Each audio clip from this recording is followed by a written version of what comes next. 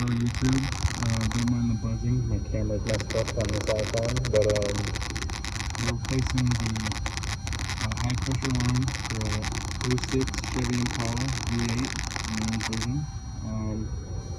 So first thing we're going to have to do is spin the serpentine pulley for the power steering pump.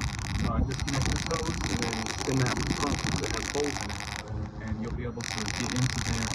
These are 15 with one timer. Here are 3 of them. This right here goes up right in here. I believe it was a 16 millimeter wrench. Be careful hitting your battery. I sparked mine a little bit, so I took it out. And then what I ended up doing, well, second thing after I got this out, I did this part on the top first, got the bolts out, then I got the hose loose, this high pressure line, and then people have to, first thing before that though, you have to get the serpentine belt off so that it's able to spin. And the way you do that is, this is your pulley tensioner right here. So I have this tire iron. It's not a crowbar, it's not big, it's, you know, I really had no idea what I was doing, but I'm basically going there and push down. There's a little top hat surface, and then there's a bolt that sits right here, and it's got a little top hat surface. You take that tire iron and put it on the top hat, you pry it up against here, and it pushes that spring down, the belt comes loose. I was able to do it by myself. And then for the other side, take the driver's side tire off, and I laid under there, my feet this way, and while I was under there, while I was underneath there,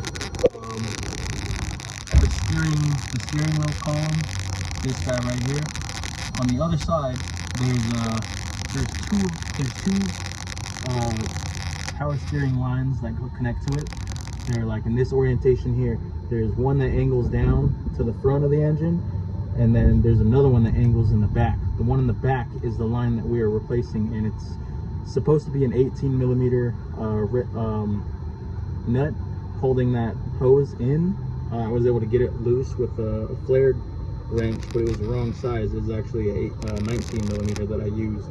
But I was able to crack it loose and then loosen it with my fingers by hand. It came out. When you're reinstalling, I would leave the new little O-ring seals off until you're up until this point, so you can slip them on and get them in without tearing those little gaskets, those little O-ring seals, because those are very important. Yeah, I laid under here and I was able to slide or get under there. So I was able to use this driver's side opening here. I had to stick one hand in over here to at least get around it. So this is that front line that I was talking about towards the front of the engine.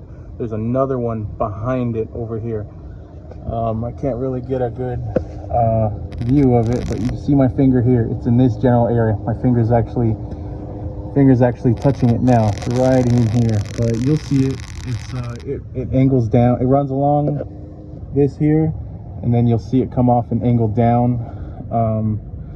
Easy to do with one person. I did it myself, but like I said, this side is going to be an 18 on that nut, and then the other side, which is the top, I did it in savings too. This side is going to be an 18 flare wrench. That one I just used a regular 16 millimeter wrench and I got it loose. Shouldn't be able to strip it. Pretty easy to get. The process was very easy. First time. Horrible research.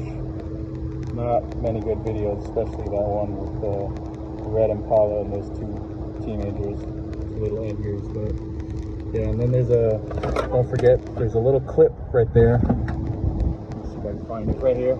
It's supposed to hold the line.